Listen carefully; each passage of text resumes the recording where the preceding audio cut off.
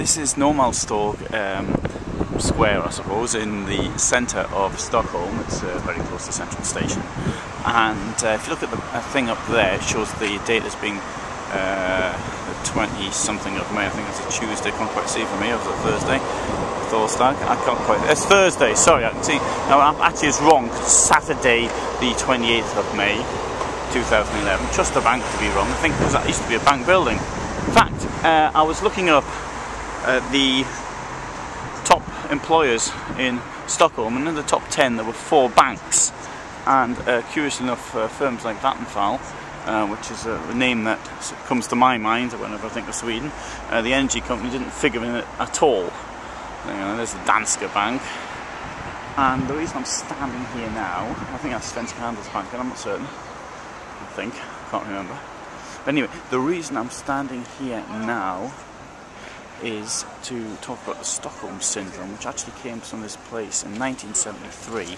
There was a siege, and it gave, this name comes from identifying with the demands of the criminals. So the hostages identify themselves with the criminals in some way, or sympathise with them, or understand what's happening. In this case, what happened, there was an attempted bank robbery, and it backfired, and then it led to a siege, and I think so the police bumbling of the case led to the sympathy that the some of the people inside felt with the robbers. After the siege came to a happy ending, everybody was released, and the 2 of the criminals ended up marrying people. It's a common legend that they ended up marrying the people they actually captured, which is not true. In fact, both of them married, I think both of them married people who were writing to when they were in prison. At least one certainly did, and I think the second one did as well. So these are sort of corresponding with a lot of people.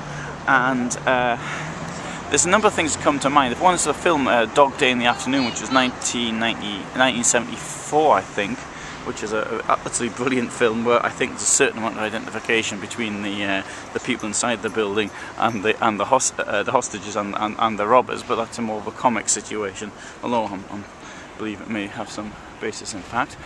A couple more cases come to mind which aren't so happy. I mean, first it's Patty Hearst, which is well known, who I found out today was actually liberated by President Clinton, one of the last things he did before leaving office in 2000. And there's a second one which dates back to 1933. It was a lady who was kidnapped in the bath. She was only held hostage for about 28 hours or 30 hours or something. But when the ransom was paid, which I believe was $30,000 or $40,000, huge sum of money then, she was released to a golf course. The kidnappers were captured. 4 or 5 of them were. One of them got a death sentence, and she really opposed the death sentence. She wrote a letter begging for clemency. Why she should do that, I mean, there's various reasons. One of the things was maybe because before being released, she asked to strip naked to make sure that she wasn't carrying anything. She refused, and they said, okay, it doesn't matter. Maybe she sympathised with that. Anyway, she later, although the death sentence was commuted, she later committed suicide. In 1940 she killed herself, and I think she was only 33 at the time. So she absolutely identified with the kidnappers in that case. There's an opposite of that. I think it's called the Lima Syndrome, where in 1996 or thereabouts, there was some people taken prisoner in the Japanese embassy in Lima, and a number of the hostages were released immediately, including probably the most high-value ones. And so that's one. The second, and this did appear in the 1999 James Bond film, one of the best James Bond films, certainly the best in recent years. So The World Is Not Enough, where the same Stockholm Syndrome from this very square comes into play. Now I'm going off that park, and I'm going to make another film on that, because that's something rather close to my heart.